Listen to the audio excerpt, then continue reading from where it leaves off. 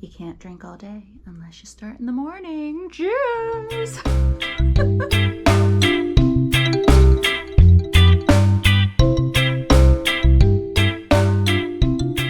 Hey y'all, my name is Chelsea. I am the designer and content creator behind Knitting Tipsy, and this is Show Us Your Knits, episode 16. If you're new here, Show Us Your Knits is my yarny podcast where I get to be a proud 5-year-old and show off my works in progress and finished objects since last we spoke. Since I've last talked to y'all, a lot has happened. My last video, I did a cast on party where I cast on 3 new whips with y'all. If you haven't checked it out and you are really in the mood to cast on something new, whether it be knit or crochet, or you just need some validation and permission to cast on something new, go ahead and check that video out. It's a good time.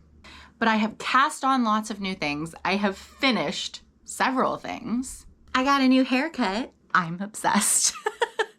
I am living my 70s kind of shagadelic, beachy, mermaidy dream that I've always had.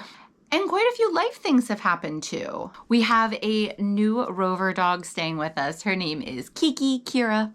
You might hear her from time to time. She has a very strong bark, but she is probably the happiest, friendliest dog. I'll pop in a couple pictures because she's so sweet. My emotional health is probably going to take a tumble tomorrow because she will be leaving us tomorrow night. We've had her for 12 days. Well, we will have had her for 12 days tomorrow. And she is just the sweetest girl. She has a lot of Rudy-like qualities. So I think tomorrow night's going to be hard saying goodbye to her. Even though we were only babysitting, my grief wounds are still very in early stages and fresh. So while this whole rover babysitting experience, dog sitting experience has been incredible, it is at times really hard. So I'm gonna give myself a lot of grace this weekend.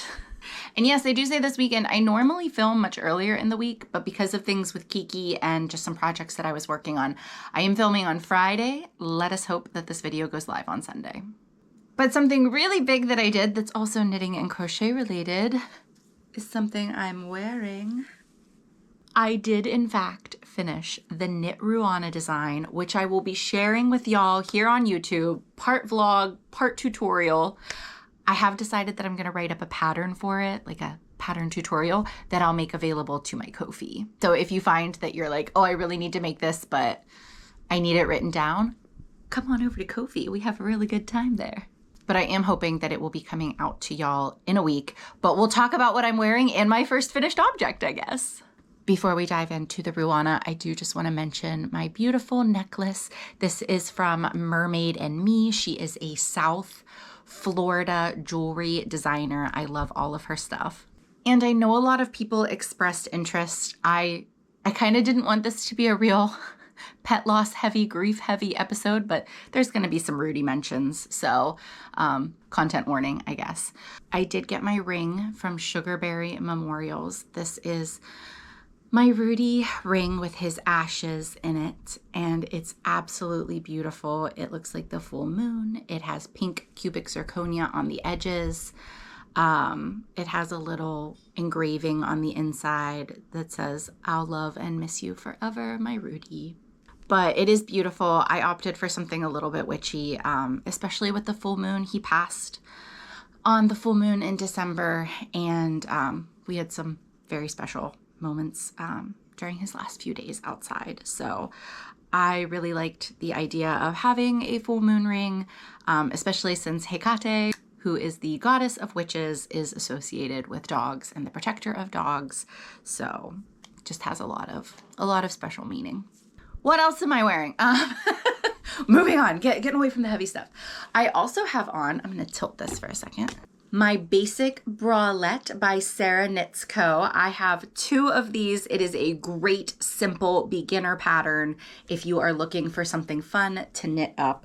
I think I used Lion Brand 24/7 cotton for this sample. I wear the hell out of it. I've had it for like 3 or 4 years now, and I just love it. And then I don't currently have pictures, but I'm hoping to get them after this video is finished filming, or tomorrow, and maybe Sunday. But but I'm hoping to have the video posted before Sunday. So you won't get to see the beachy pictures that I'm hoping to do on Sunday, but let me just pop in some so you can see what the Ruana looks like. I am so happy with how this turned out. I do have a name now. This is the Sandbar Ruana. Thank you so much to Knitted by Whitney for helping me come up with the name. Just the garter stitch rows, the pearl pop rows kind of look like the waves in the sand on a sandbar, you know, as the waves move across the sand. And I love the idea. So beachy. I am also hoping to get some pictures because if we remember, this whole garment was created because of this Pinterest picture that I saw that I became obsessed with. And that I was like, I need this cardigan, this Ruana in my life. And I'd love to get a picture where I am wearing basically the same outfit to see how close that I got. I think I got pretty damn close. This was an absolute joy to make. My only hangups with it were really the imposter syndrome that comes from creating a design in general. And then because I was sharing so much about the process, that video hopefully, like I said, will be coming out next week. But because I was sharing so much about the process, I was beating myself up for any mistakes or realizations that I made along the way, which really isn't fair. That's part of designing, is realizing that something doesn't work or realizing that there's a better way to do it and changing your mind. But my lovely perfectionist, trauma-induced brain did not like that we would be sharing all of that. But we did it anyways. I'm really hoping that whenever I go to edit the video, I'm not feeling too cringy or not feeling too much of the imposter syndrome. I really do want to share that process with you. So cross your fingers for me. Send me some good energy that I feel the video is good enough. I feel like some of my video editing abilities also come into play. I have seen some absolutely incredible tutorials and other people's YouTube channels that I feel just do a better job than me because I'm still learning how to edit video and, you know, the ins and outs of YouTube. So I know I've created things in the past and I'm like, oh, this just isn't good enough, but it's fine. I'm not going to compare myself and it's going to be, well, I'm going to try not to compare myself. It's gonna be what it is, and hopefully you enjoy seeing the process. Hopefully there is plenty of clear, comprehensible, concise information that would allow you to make your own sandbar Ruana if you would like. Because I really, this was, I think I said, an absolute joy to make. I did not want it to end. I was actually really sad to bind off because doing these really simple repeats of stockinette and then the pop of the garter stitch, which happens on a wrong side row, so you actually get to knit it and you get several knit rows all in a row. It was so nice. It was so lovely. I really loved making it and I am really loving wearing it. I'm planning on doing a styling video or just doing some different looks with this Ruana for my Ko-fi next week, our Wardrobe Wednesday. I do a post every Wednesday that talks about body confidence or different ways to wear your knit and crochet pieces. So I'm hoping that will come out next week too. But I'm so proud of myself. I'm not gonna get into too many details about this Ruana because like I said, next week there will be a whole video dedicated to it. But I did use the Knit Picks We Crochet Comfy Sport. This might be one of my new favorite yarns. It is so soft and so light. Great summer yarn. I have talked to people who've used it before. Clarisabeth of Crochet Cakes, she is a We Crochet affiliate, and that's where I got my yarn from. And she did mention that this yarn can pill. I have not noticed that yet, but I do also have a fabric shaver, so I think I'll be okay. I used about somewhere between 11 and 12 skeins. I haven't done yardage completely yet, but 11 to 12 skeins of this Comfy Sport, which is 75% Pima cotton, 25% acrylic, and you get 136 yards per 50 grams. I will weigh all this and find out exactly how much I used, but it was much less than my initial estimate was going to be for the Ruana, which is great. In the written pattern tutorial that will be available to my Ko-fi, the Whip and Sip tier of my Ko-fi, they get access to new patterns for free. We have monthly virtual events. They'll get this tutorial for free. For my Self-Love Club and Tip Jar tiers, this will be available to purchase.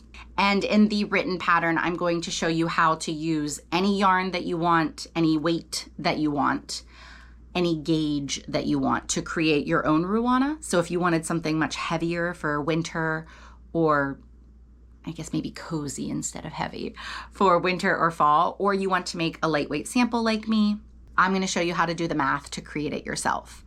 I'm also going to give 3 sized samples because there is so much positive ease in this garment. My back panel is 45 inches. And that's because it determines, the back panel kind of determines your length down your arms. So if you want a t-shirt version or a 3/4 length version or a really long version, maybe even longer, because you want to play with the ease around your body, there will be 3 different sizes that you won't have to do the math. They will just be available for you to cast on and match my gauge. So yeah, I'm so proud of myself. I wish my brain would be a little kinder to me because I do think that this is such a kick-ass design. I'm very proud of myself for making it and for trying out something new with this Design With Me tutorial vlog. You'll have to let me know if you're excited for it. You'll have to let me know if you like the video next week. If y'all like it, maybe I'll do it again. If you don't, I promise you I won't. Cheers to that. Cheers to trying new things and being brave. Oh, and by the way, I forgot to mention, I am drinking peach Bellini today. I'll pop in a picture of the bag. We've had this bag for like a year and a half, maybe 2 years. I don't think it went bad. We did not get sick, but my mom had bought it for us a while ago. You just add alcohol and water and you can freeze it and make like a slushie. It's really good. Very sweet. You can't have more than, well, unless you really like sweet things, in which case go wild. But for me, like 1 or 2 of these Bellinis is like my maximum on the sweetness, but boy, is it good. It's yummy. And now we can move on to finished object number 2, which is the Willow Tea Towel by Needles and Life. This was something that I cast on during the cast on party from 2 weeks ago. And the reason that I cast this on was for the Summer Romance Crochet Along. I'm sorry, the Summer Romance Makealong. This year it was redubbed the Makealong, since both knitting and crochet are more than welcome to join. The Summer Romance Makealong is hosted every year by Crochet Cakes and Crochet Luna here on YouTube and also on the Crochet Cakes Discord. It's a very chill Makealong. If you are a lover of the romance genre in books or movies or TV show, art, this is a way to combine your passions together. There is a theme every year. This year's theme is forced proximity. You are encouraged to read or watch or explore artistic media that has that theme. Forced proximity is a lot of arranged marriage or bodyguard or the one horse, one bed trope, mini trope. That's forced proximity. I read a lot of books with this trope. It's actually one of my favorites. And this year I decided to read The Devil Made Me Brew It by Sarah Piper. I read with my ears on this one as I got the audiobook on Spotify, and I highly recommend it. If you like duet narration, where one narrator takes all of the male voices and one narrator takes all of the female voices, and you like spicy books, I think you will like this one. I really think you'll like it. I think they consider it like a spicy practical magic kind of take, but basically there is a tea witch in the northeast of the United States. Her name is Violet. We love Violet. She's very sweet. She's very quirky. She's kind of nerdy. We love her. Her tea shop is not doing so well though, for a variety of reasons. And she gets drunk one night and casts a spell and accidentally summons the son of the devil, Devlin, But he has not come from the depths of hell. He has come from LA, where he is an influencer signing souls to hell. What else does an influencer in LA do? And she magically binds them together. It's a complete accident. They try to get out of it, but it doesn't work. And he is bound to her until he helps her find her heart's true desire. They think that that means saving the tea shop. I will give you a hint. It does not. It is kick your feet cute. The banter is adorable and hot. A little bit of a slow burn, but quite the spice is nice once you get there. And hearing it with Shane East, I believe his name, the narrator is Shane East. It's so good. It's so good. So that was my book for the summer romance Makealong. And as I was reading, I thought, what am I gonna make for this? And at first I was looking at some really kind of kitschy, cutesy mushroom things. You'll find in the book that the pet name, the nickname that Devlin gives to Violet is Mushroom because she wears a lot of mushroom t-shirts and is just very into mushrooms, not the psychedelic kind, the fantastical, adorable, artsy kind.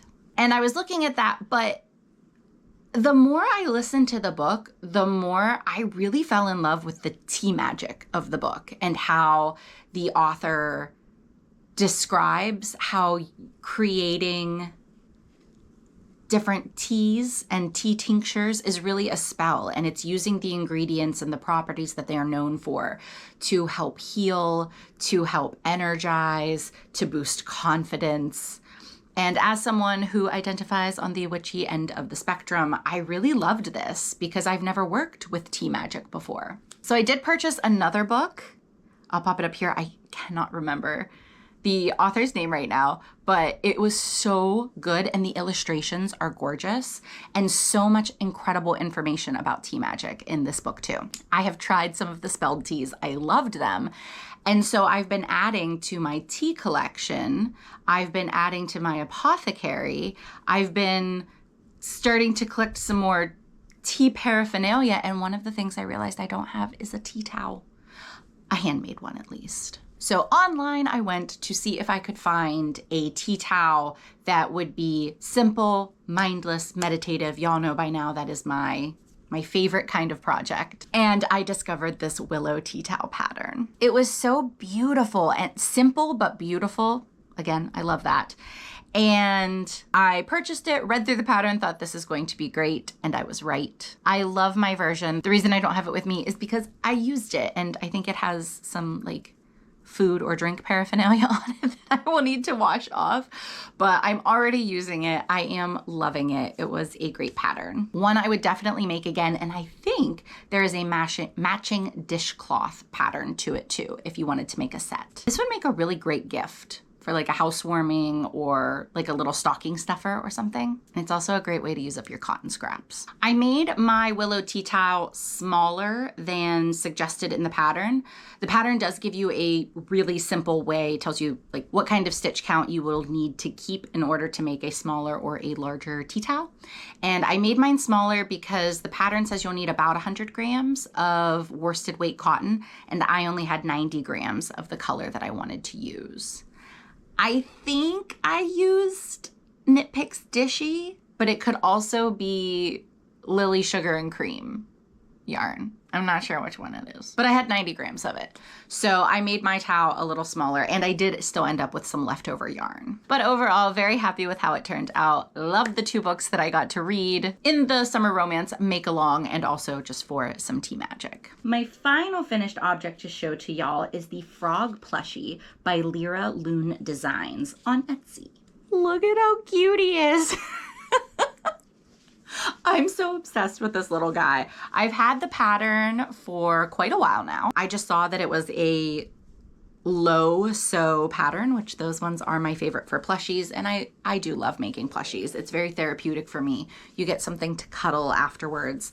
I often stuff my plushies with crystals and good intentions so that they become a little magical gift for whoever I'm giving them to. This one is going to be a gift for my beautiful friend Abby of Goliath Frog Crafts. I actually get to meet up with her again this summer in August. We are going to be on family vacations together, but like separate, but together, really nearby each other. And we're gonna meet up for an afternoon and get some yarning in and catch up and lots of hugs and cuddles. And the two of us have a running joke. We're really bad at sending each other things for like birthdays and Christmas. We will often be like, oh, I'll just get it to you the next holiday. So presents tend to pile up. So this will be I think it's like her birthday, Christmas, and birthday gift this year. Like threefold. Not just this, I have other stuff. But I just think he is so cute, and Abby loves frogs, and I just feel like he's kind of a quirky, a little different frog, but I love him nonetheless. I used Bernat blanket yarn. It hardly uses any yarn at all. And I don't even know where I got these eyes from. I found them hiding in the back of one of my drawers, and I was very excited because that meant I did not have to go out and buy more. Super easy pattern, definitely recommend. I finished it. I think I did end up taking 2 days, but this you could totally do in an afternoon. I think grand total it was like 2 hours of crochet work. But yeah, cute little frog. Finished object number 3. Now we can get into our whips section, the works in progress of which there are many. Buckle up. The first whip that I want to share with y'all is the Cordelia Cardigan by Meghan Makes Do. Y'all, it's basically finished. It's basically finished. We have not just one sleeve, but 2. There's a collar. She's done. Except for the duplicate stitch hearts, which I do think make this cardigan so special. So I will be adding those. Let me pop in a picture or 2 here of my try on. I am so happy that I did all of the frogging that I talked about in our last video. These sleeves, I think, took me 3 or 4 attempts to do, and it is not the pattern's fault. I went completely off book. I knit the back panel of the cardigan, and instead of knitting the 2 front panels and the 2 sleeves flat and seaming everything together, I opted to knit the front panels and use 3 needle bind off, seam under the armpits, choosing an armhole depth of my choice, and then making the sleeves in the round. Now the pattern has great instructions for making the sleeve, but you start at the bottom and you do increases up. So it's like a tapered sleeve. I'll pop in a picture here of the sleeve in the pattern that you can see. But because I was working from the drop shoulder upper arm down, I would have either needed to reverse engineer, just, go in the opposite direction, figure out stitch count at the top and go down. And I didn't feel like doing that. It probably would have been a lot easier than what I did. My first attempt at the sleeve was to just cast on as many stitches as I felt like I wanted. And that did not go so well. There was lots of puckering because I had too many stitches, I think. And also, this is the first time I've ever truly noticed such a stark contrast between my gauge, my tension for knitting stockinette flat and then knitting it in the round. It was such a noticeable difference. Like even my husband was like, oh yeah, I can tell. So I was about halfway through a sleeve whenever I was like, no, I can't do this. I frogged the whole thing back, cast on the correct number of stitches based on the pattern for what the arm should have at the upper arm, and went up a needle size. And then I was just working. Most of the sleeve work that was done on this cardigan was done during really bad mental health. So I was not paying attention to gauge. I was not paying attention the way you should with a knitted project. But I was, again, not quite as far as the first time, but about halfway through when I was like, you can still notice it. It's still such a big difference. So I ended up going 2 needle sizes up to get the almost same gauge in the round as I had flat. And now I feel like they match really nicely. This is also unblocked, by the way. But I do feel like it's a much more similar fabric that I'm creating. And thus it was my 3rd time through, and I thought, I'm not gonna do any shaping. I'm not gonna do any decreases on the way down. I'm just gonna have a really wide sleeve. I love wide sleeves. I think I made the sleeve much too wide. If the cardigan had a lot more ease to it, like it was a super oversized cardigan, it might have matched, but it just did not look right. And I did the ribbing at the end, and I ended up with a sleeve that I didn't like. And I sat it in a corner for a little bit, and thought, am I gonna frog this again? Am I gonna frog this sleeve a fourth time?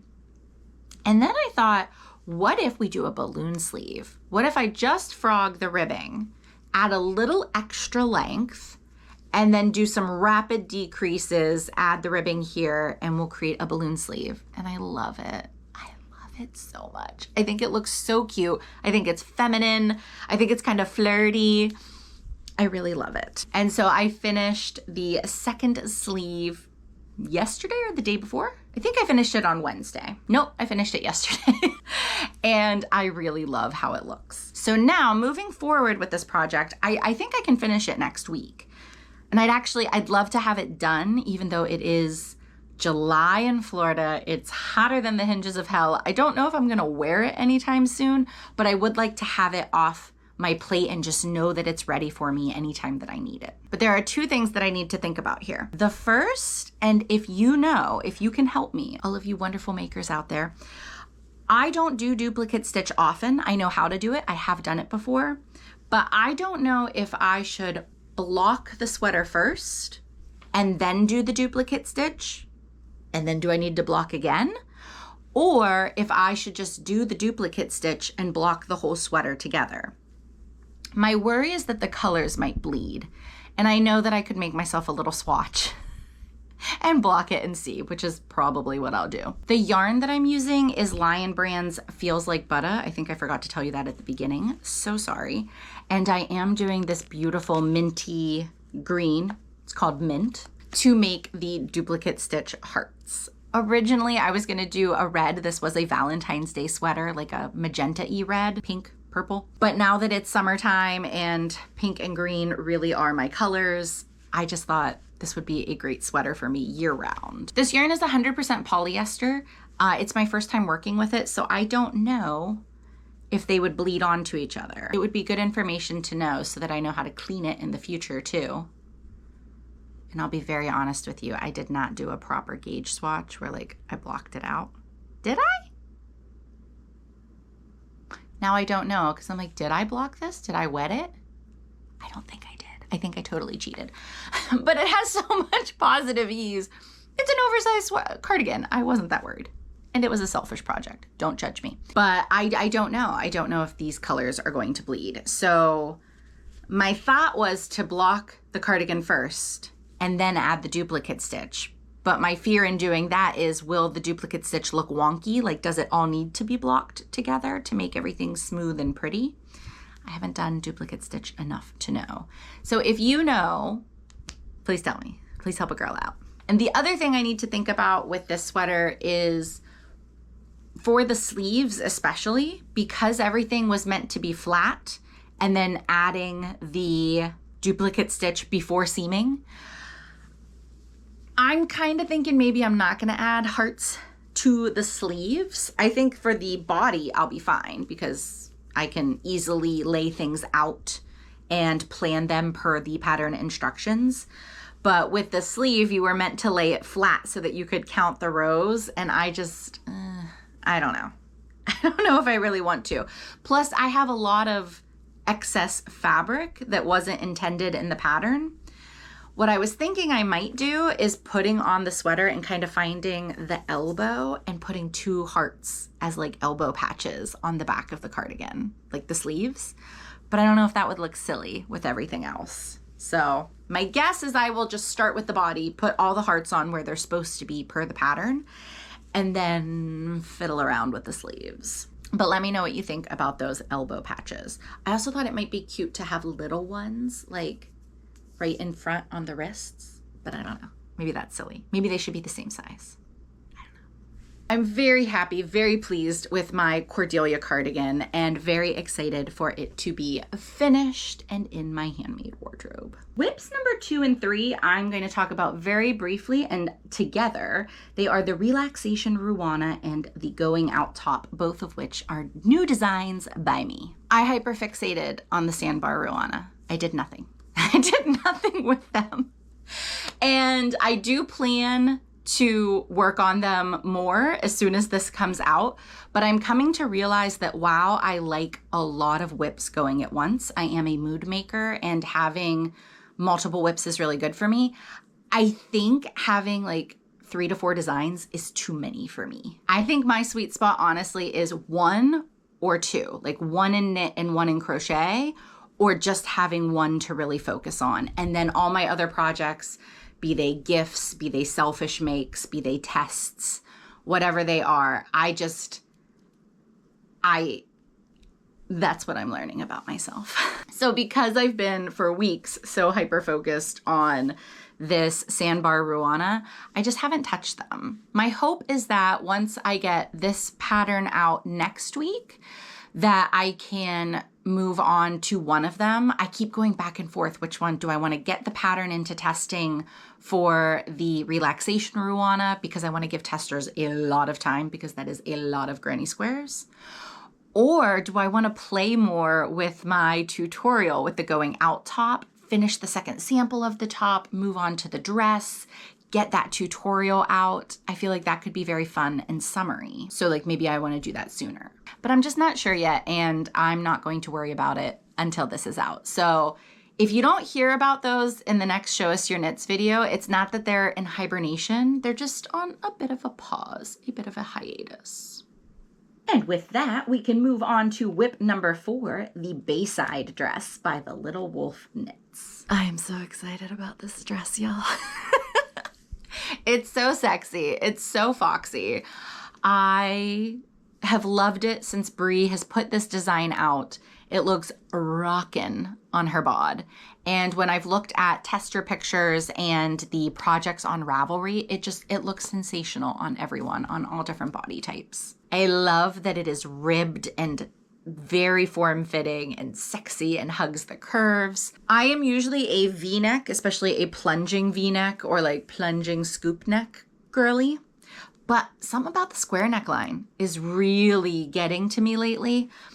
I wore the other day my Nami skirt and I paired it with this Puppy Lush workout bodysuit, and it has a square neckline, and I felt wonderful in the décolletage. I felt very sexy. I felt very beautiful.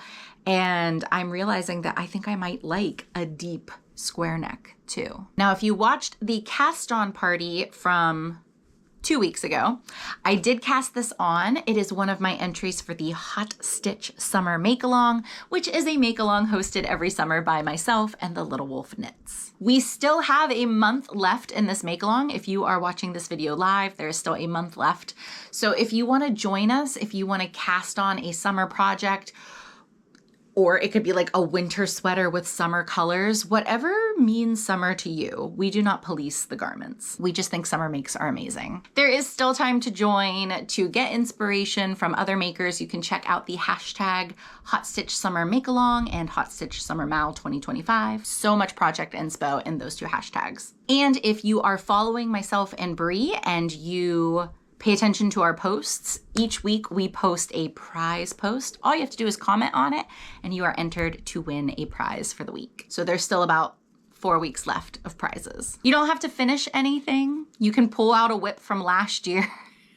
Like I said, there's not a lot of rules for this, but it is really fun and we love hosting it because summer garments and accessories are incredible. I feel like this dress is the perfect summer to fall dress. I mean, you could absolutely make it winter too with, leggings underneath in a coat, but it's really sexy. It is made with DK weight yarn, so I probably would not wear this in summer in Florida, but I think end of summer, early fall in most places, which is not that most places is a place, but I'm planning on wearing this in the fall in Pennsylvania for a wedding. So yes, at the cast on party, I cast it on and I was kind of on the fence about the size I was going to make and the needles that I was going to use based on my gauge swatch.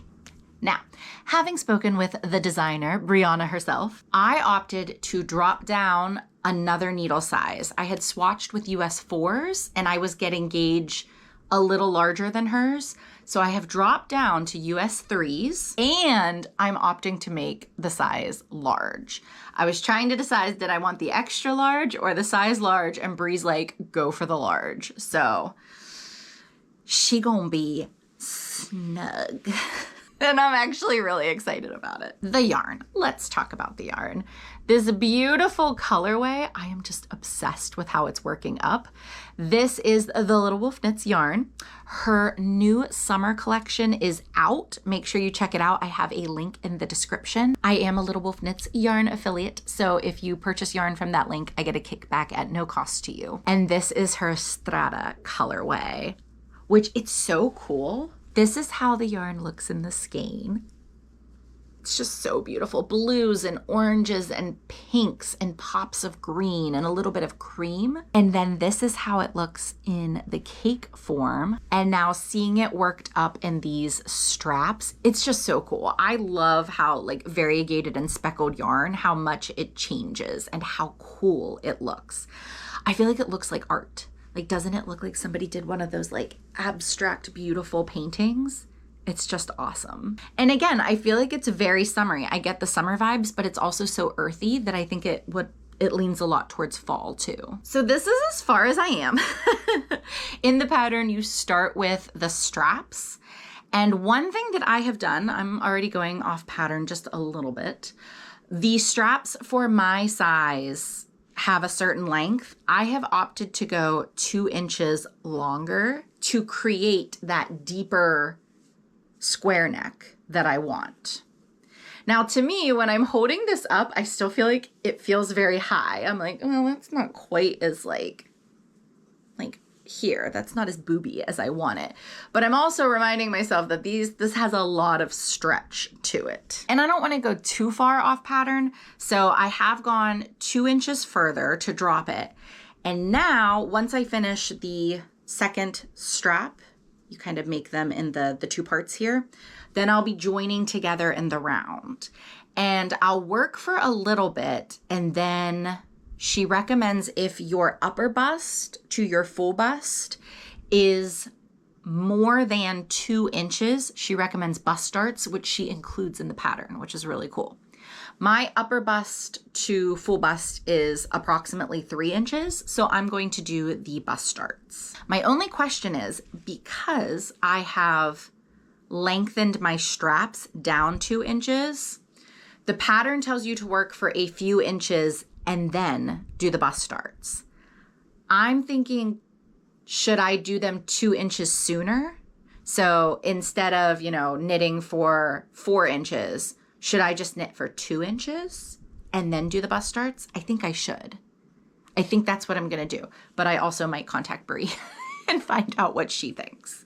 Because I want the bust darts, I don't want them to be lower than where my bust is.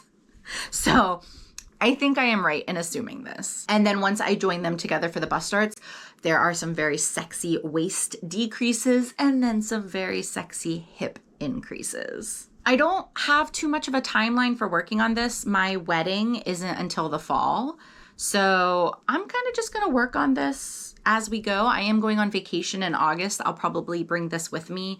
I'm hoping by that point I do have it joined together and maybe even through the bust so that, it's just a little bit of shaping, but it's mostly mindless knit one, purl one. I do love that style ribbing. I feel like it's almost as meditative as knitting in the round to me. So my Bayside dress, not too much to look at now, except the yarn is gorgeous, but hopefully next time we talk, I have a bit more to show you. Whip number 5 is the Marisol Basket Tote by 2 of Wands. This was the final project that I cast on during the cast on party 2 weeks ago. In that video, I told y'all the kind of sad story about this project. I was supposed to be casting it on with Sunny of Noodly Knits. Sunny was supposed to be visiting me for a few days this July. We were gonna do Disney, we were gonna do the pool, we were gonna relax and just knit and crochet.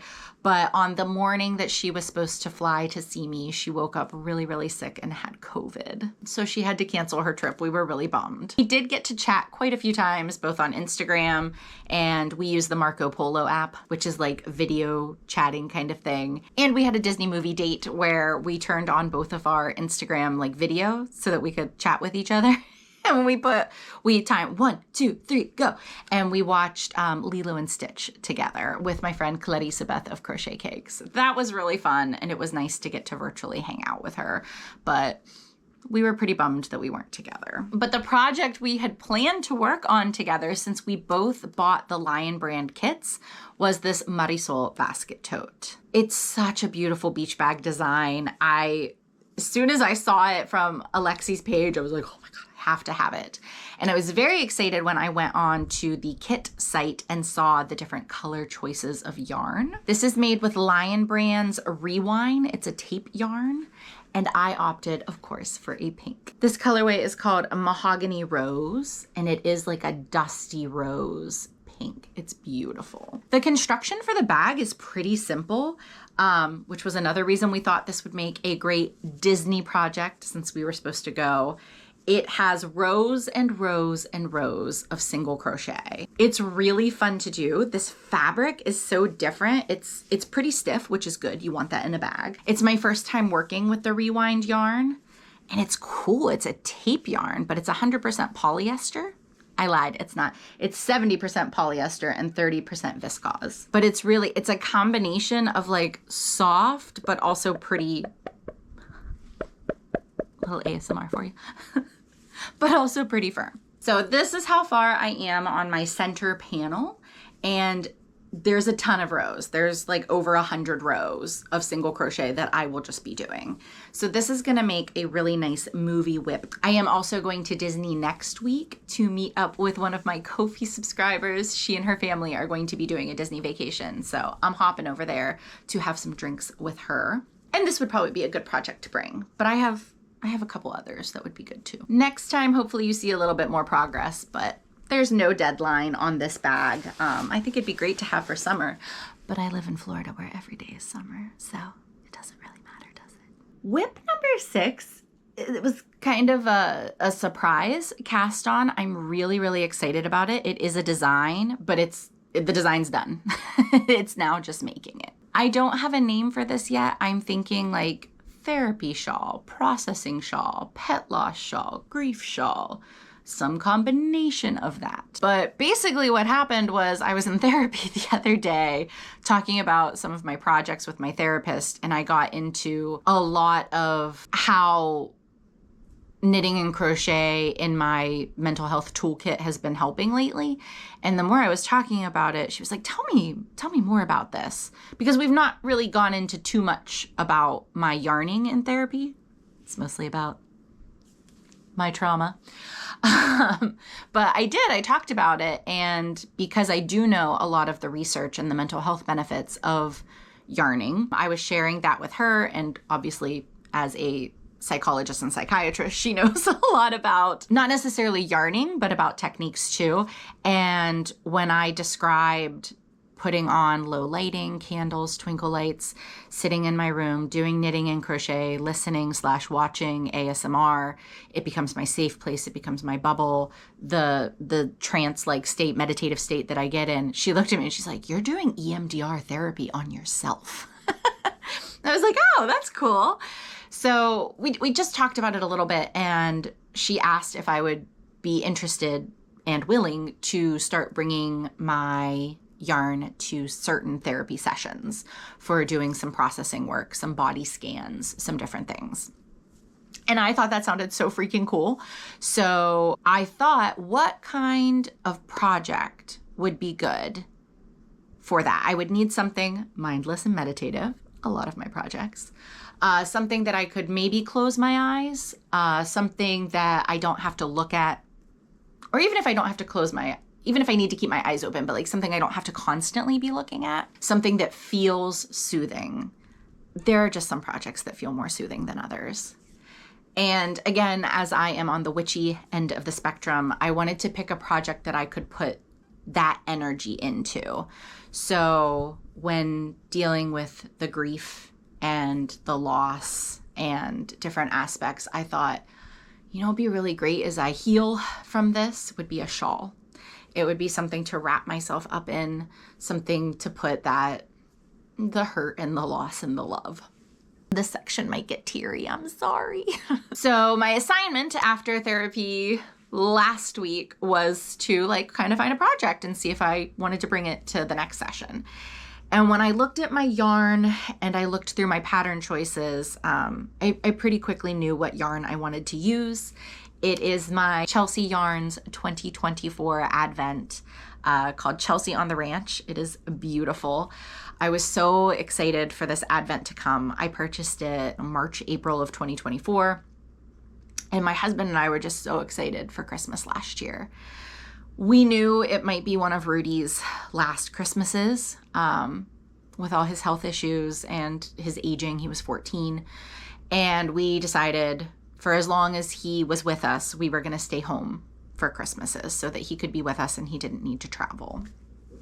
So our Christmas at home, it would be our first Christmas in our house. We've done other Christmases where we brought him with us to families or on little like staycations to Siesta Key, to Isla Morada in the Keys, but we'd never done Christmas at home as a family, me, Steve, and Rudy.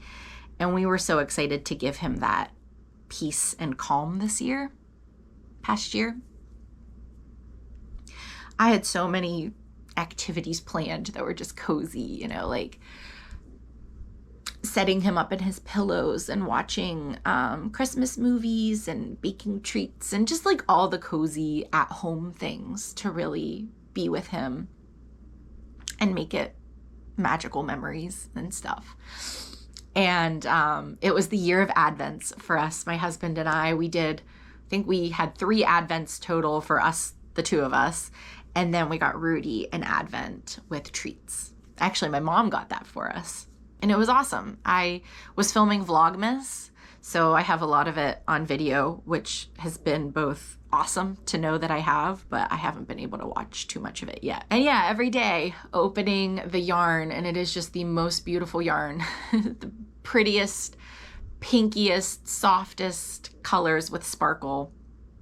And Rudy would smell the yarn and he'd get his little treat. And Steve and I would open a bottle of wine from our wine Advent. And it has a lot of good memories. But on the 14th, before we could open our Advents, Rudy got really sick and we rushed him to the emergency vet. And then he wasn't doing so great on the 15th. And then he passed away on the 16th. And we didn't get our Christmas with him. I'm still really hurt and angry at the world, not at him, but I really wanted that Christmas with him. Sorry. So we just felt a little robbed, and obviously after he passed, we weren't feeling up to opening Advents for a while. I think on Christmas Day, we were both so sad, and just as like a little something to do, we opened up the rest of our Advents that we had missed from the 14th on. And I did open up all the yarn and it was beautiful.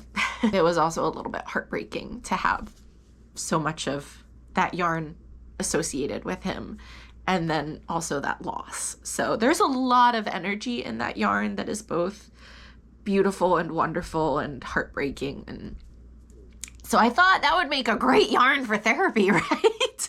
So that is the yarn that I chose, and going through different patterns that I had saved and looking, I just couldn't find anything perfect. And I thought granny stitch would be the perfect stitch for me. I don't know why I picked crochet over knitting, because knitting is also very therapeutic. I could have done a garter stitch or a stockinette shawl. I did not choose that. I know that I can do granny stitch even with my eyes shut. I've actually fallen asleep doing granny stitch before, because just having my finger feel where the next hole is, I don't need to see, and it's pretty mindless and easy. And I really enjoy the movement that comes with it. So granny stitch it was, and I thought I will just make a massive granny stitch shawl. I had looked at one pattern, and nothing against the pattern. It's lovely, but it was way more complicated than what I wanted to do. So I wrote up my own pattern. And it's really easy. It's 4 rows, your setup rows, and then your repeat row, and you just repeat row 4 until the very end. If the shawl turns out beautiful, which I think it will, I'm going to make this available as a free pattern. So if you are also looking for something to process some trauma, some grief, or you just want something really therapeutic and mindless, I'm hoping to have that out. I just want to finish the project first so that I can see like what it looks like and kind of give final dimensions. It does use 24 mini skeins. I think it's going to be ginormous in like the best of ways. Like this is going to be such a hug to give yourself.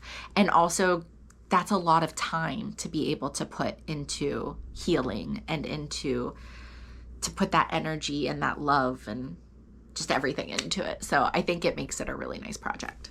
And saying all that, let me show you where I'm at so far. I have added the third day.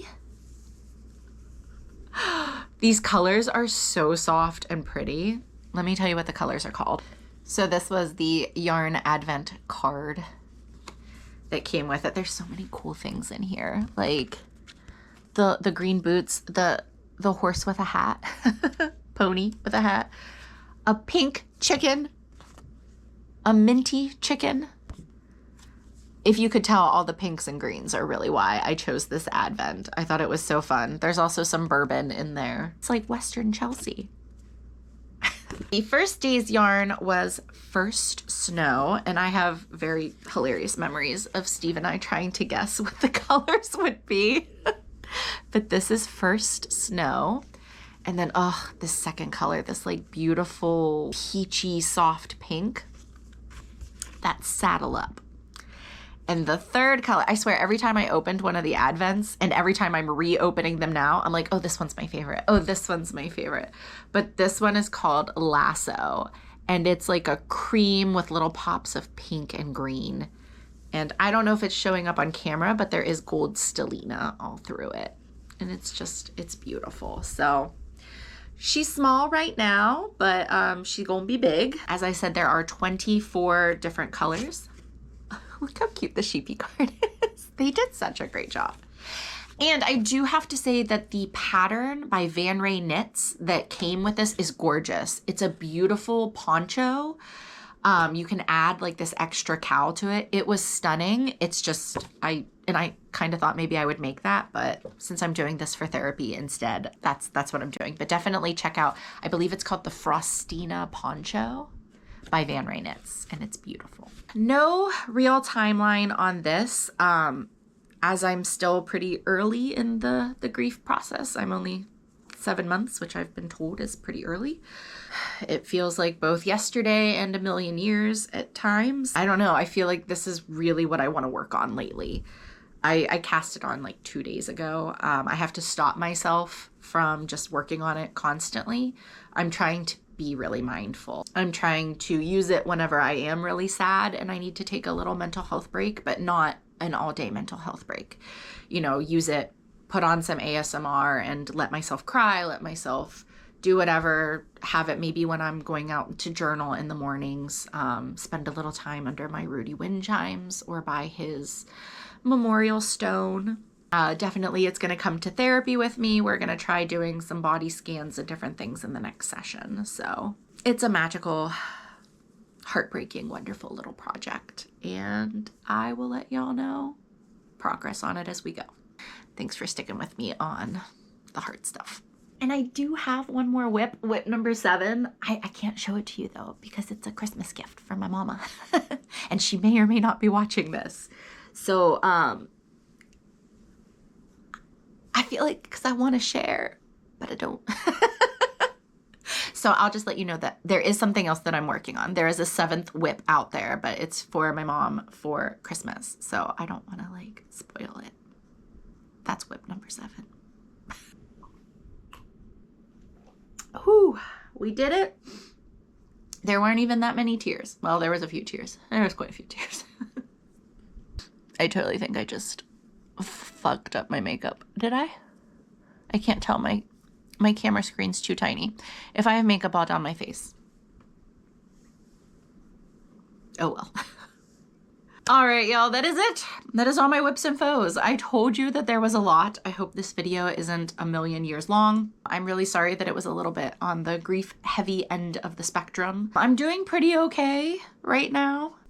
all up and down mental health, but I feel like I've been on a high, which cracks me up that I'm just sitting here crying on camera with y'all, but that is part of life. There are lots of mini ups and downs and big ups and downs through the mental health journey. I'm very excited with all of my whips. I'm loving all of the projects that I'm working on. I'm so happy with how things have turned out with my finished objects.